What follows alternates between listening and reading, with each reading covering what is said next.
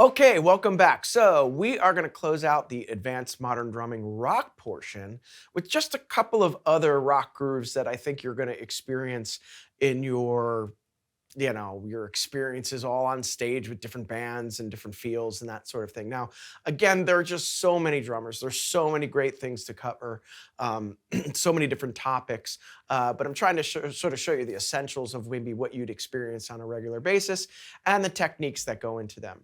So I'm going to cover three or four things right in this lesson here right now that are going to maybe just sort of generalize everything you need to know for the most part. And the first subgenre I'm going to talk about is actually surf drumming. They call it the Mersey beat. The reason why it's called the Mersey beat is that a lot of the musicians in Liverpool, England, were playing this in the early 60s. They were getting influence from a lot of the gospel drummers of the United States, and eventually actually started to move over toward the Beach Boys and those type of California bands. And everybody sort of kind of started sharing. And as a matter of fact, if you listen to the first Beatles record, you hear this beat often in the Beatles music. And again, it's called the Mersey beat, but often is associated with very early rock and roll or surf music, surf rock and roll, sometimes instrumental surf, like Dick Dale, for instance, the Ventures, very common. And you're going to play this many times in your career, weddings, parties, whatever it might be. And I just want to cover some of the basics with the surf rhythms. So in a minute, you're going to see the transcription for this. And I'm going to talk about a couple of different ways you can approach this, as well as not only staying on the hi-hat, but going to the ride and adding some fills into this. So you should see two transcriptions here, and they're both very similar. They're both examples of the Mersey beat or the surf beat. The first one has just a basic bass drum beat, and the second one has a walking bass drum line or bass drum on all four beats. And I'll explain that in just a second. But the basic Mersey beat is bass drum on 1 and 3, and these two backbeats on beat 2, on the 2 and the and of 2. All right. You've probably heard it many times in music. I want to talk a little bit about it, how it has progressed through the rock era, and not so much just the early rock or coming from the Mersey area, the Mersey River. It's worked into punk, it's worked into different styles. So we're going to talk about that in a second. In general, what I do is I accent the second of that two backbeat note combination on B2 a little bit more to get more of like a da-da rather than just da-da, all right? Depends on the artist. It depends on who you're dealing with and also the style of music you're dealing with. But I've noticed that as it has progressed through music, that second note gets a little bit more. So here's how it sounds, normal tempo with just the two notes about the same volume. 1, 2, 3, 4.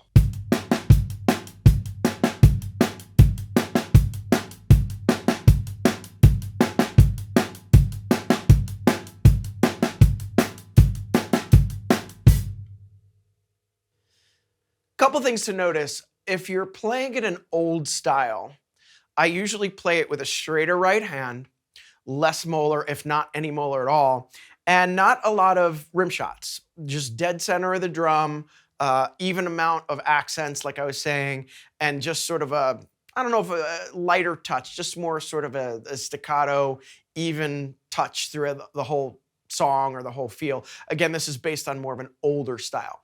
If it's more new, what you're probably going to do is really accent even more that second accent and note, and maybe even put a little bit of molar into it if it demands, or even accent on the notes themselves, all right? So it would sound something like this.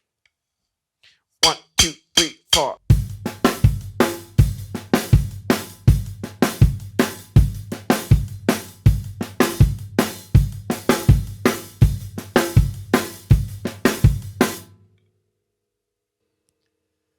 Now, I've heard that in a lot of different circumstances. I've even heard it coming off of a crash cymbal, like in a chorus or in a bridge, where you're playing your right hand on the crash and you're doing that same combination in the left hand or the snare hand, especially accenting that second note a lot, really bringing it up in volume. Again, more of a rock feel rather than just the old style feel. That sounds like this.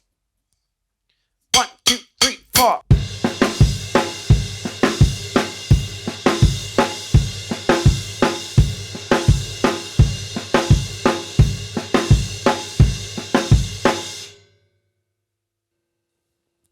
So you could see, you could take that same beat and have a really different approach depending on the style of music, ranging from, again, the old style up to anything that's heavier, punk, uh, you know, grunge, thrash, whatever it might be. It shows up in a lot of these different ways, and you could really be blasting away on a crash rather than just the hi-hat. In addition, the old style also has a lot of ride cymbal work too. So I would go back to the old way of playing it very straight, unless you're crashing on the ride for something heavy. If you're doing it the old style, very straight, and maybe the even amount of accents on the snare again, like this. 1, 2, 3, 4.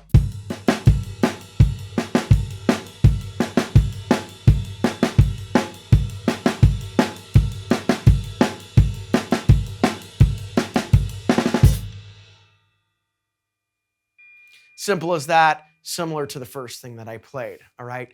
Maybe a good exercise would be to combine 4 times through something on the hi-hat and 4 times through something on the ride. And one thing I like to point out with this style, especially if it's an older style, is keep your fills simple. Don't go crazy. The older style with these fills are just very 16th note based fills.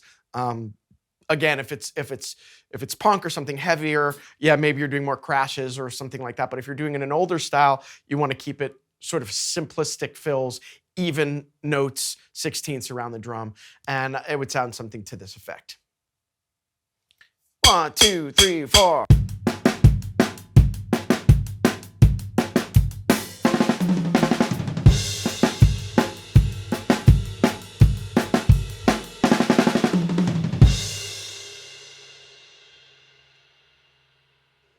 Now, I'd like to just point out one other variation which is written on here, which is a 4 on the floor bass drum. And the reason why I point this out, and I know we're kind of going back in time, is that if you actually go even further back to the tradition, a lot of the bands that came up with this style were using bass players who used upright bass, and they were playing more of a walking line because a lot of these guys were earlier jazz players who were now playing rock and roll or this early style that was coming out in the late 50s, early 60s, mid 60s, that sort of thing. So you may want to practice the exact same approaches that I had with a walking bass line or 4 on the floor, and you could do it all ways. Again, you could do it with the staccato way of everything being the same volume. You could do it bashing away, whatever it might be, and you can have that bass drum there on all 4, and it would sound something like this. 1, 2, 3, 4.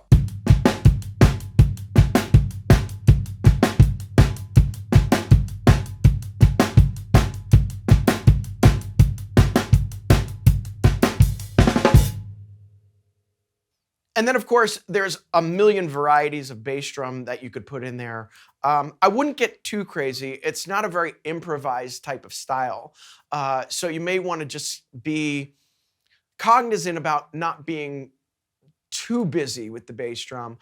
Sometimes I might find myself playing something like boom, bap, bap, boom, boom, bap, boom, boom, bap, bap, boom, boom, bap, boom, boom, or boom, boom, bap, boom, boom, boom, boom, bap, bap, boom, boom, bap, boom, boom, bap, bap, boom, boom, bap. Something to the effect if the bass line is a little bit busier. But for the most part, what I just showed you there were the basic rhythms of the surf feel or the Mersey feel that you're going to want to know. All right, the next groove I'd like to go over is what we call the Bo-Diddley beat. Now, Bo-Diddley was a very famous New Orleans musician who is one of the fathers of rock and roll, responsible for bringing a lot of the New Orleans second line and the New Orleans-styled Southern music into the rock and roll light many, many years ago. What you're going to find is that you're going to play this beat quite often. It's in a lot of different songs all over the place. You might find it in a song like Who Do You Love? Is a famous a blues song. George Thorogood did it years later. There's Desire by U2. I just played it recently in Kinky Boots on Broadway. It was part of that show. So it shows up often, and it's really important to learn this groove and learn it the right way. Now, there's a little bit of a discrepancy with this groove. A lot of drummers play it on the floor tom, and it's totally fine to play it there. In fact, I'll play it for you there. However, apparently Bo-Diddley always wanted it on the high tom. So it just depends on the situation you're in. You should sort of case the situation, maybe ask your musical director or your bandmates what they like better, because it does vary. Now, what you're getting is this sort of back and forth rhythm on the bass drum and the hi-hat. It's a double time feel, or actually a double time groove. 1, 2, 3, 4, 1, 2, 3, 4, boom, chick, boom, chick, boom, chick. And what you're getting on your hands is a constant eighth note, sounds like a 16th note feel, bada, bada, bada, bada, bada, bada, bada, on the hands. And if you look at the accents, and we're going to cover this later in our course, they're actually playing a 3/2 sol and clave rhythm. And that's where your accents come from. And that's that southern influence out of New Orleans, when a lot of people were coming through the port of New Orleans many, many years ago, and how Afro-Cuban music and African music inspired this early forms of rock and roll that we know. So first I'm going to play it on the tom for you, and then I'll switch to the floor tom, and you can decide which one you like best. Here you go. 1, 2, 1, 2, 3, 4.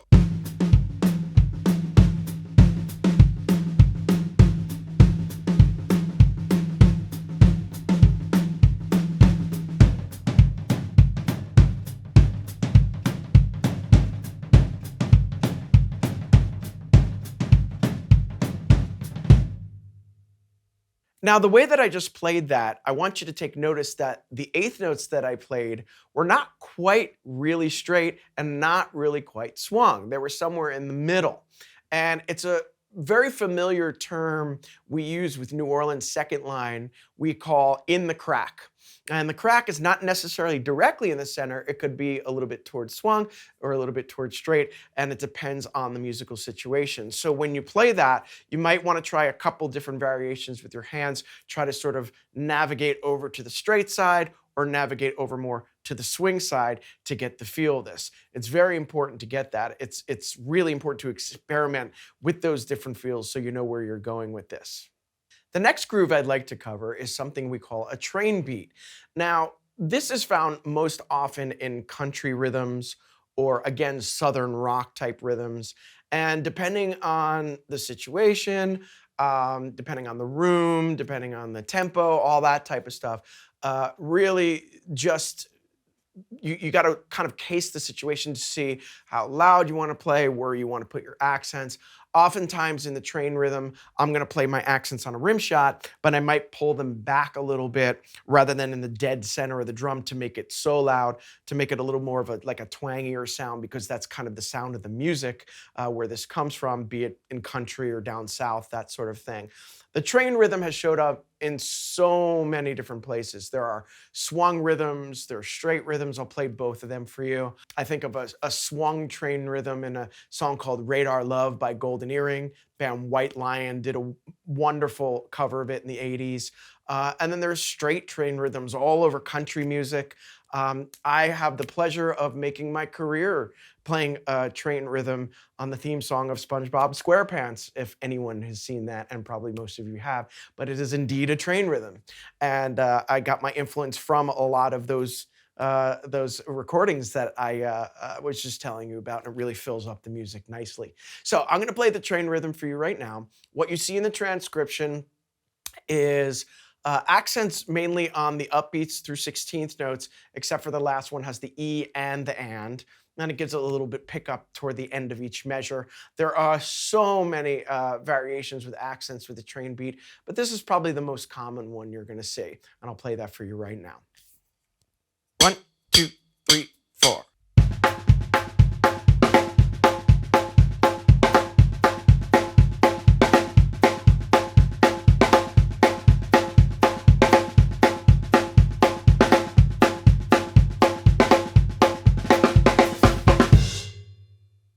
And that same example swung, maybe a little bit slower, would sound like this. 1, 2, 1, 2, 3, 4.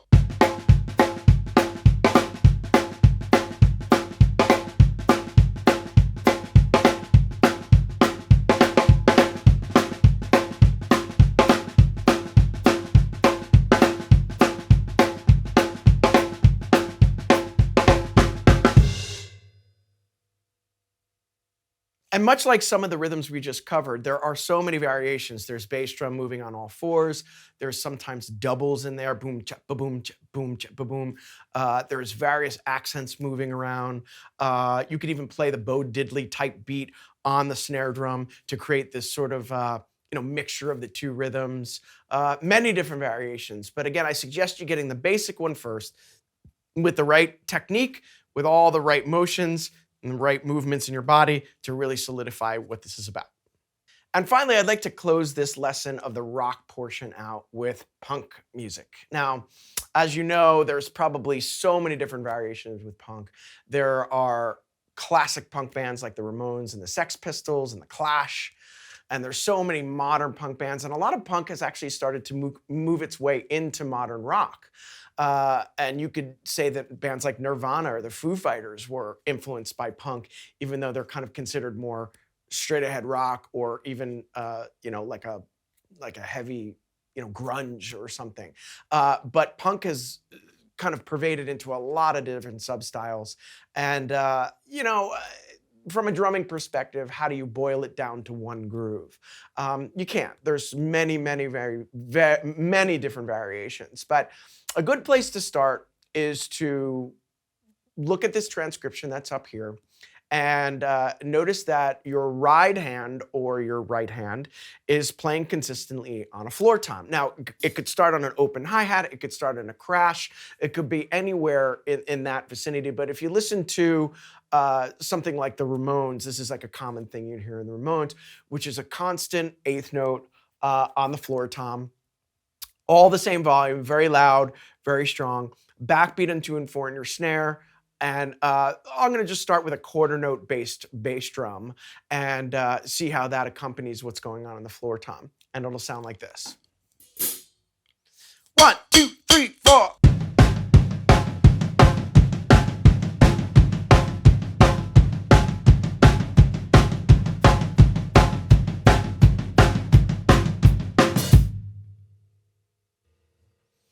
Now, another common way to approach this is to play all of the notes on the floor tom, except for the snare drum notes on the bass drum. Boom, boom, cha, boom, boom, boom, cha, boom, boom, boom, cha, and have that riding type of sensation in the foot to really duplicate what's going on in the floor tom.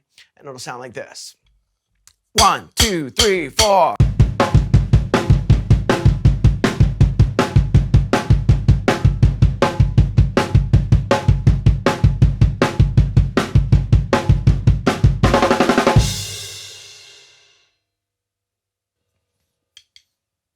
And if you were going to play that same groove, smashing away on a crash cymbal with the bass drum doing that, it would sound like this.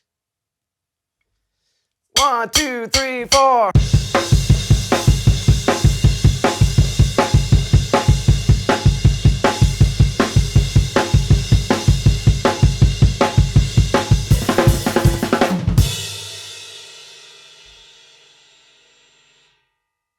And that's just the beginning of the way you would approach a punk song. You're supposed to have fun with it. It's supposed to be loud. You're supposed to leave your rehearsal room nice and sweaty. It's a big one. It's a big style, big sound, and a lot of eighth notes, a lot of full eighth notes like that.